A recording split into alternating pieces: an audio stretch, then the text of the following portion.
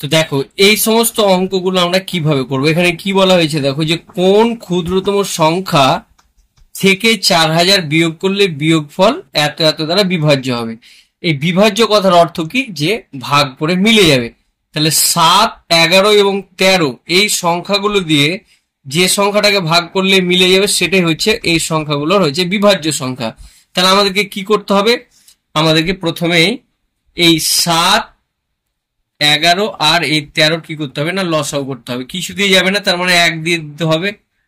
তাহলে আমরা এগুলোকে গুণ করলে কি পাচ্ছি, 7, 11 কত হয় বলো, 7, 11 77, এবং 77কে যদি আমরা 13 দিয়ে গুণ করি তাহলে কত হবে, 3, 7, 21 এর 1 হাতে থাকছে কত বলো, 2। তাহলে 3, 7, 21 আর 2 কত হচ্ছে 23।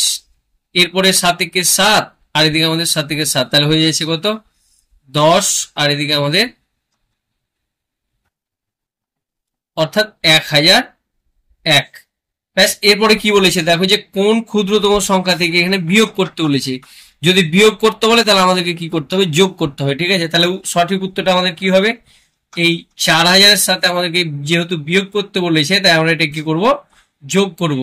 তাহলে যোগ করলে আনসারটা কত হচ্ছে না 5001। তাহলে এটাই হয়েছে এই 7, 11 এবং 13 দ্বারা বিভাজ্য সংখ্যা। আশা করি বুঝতে পেরেছো।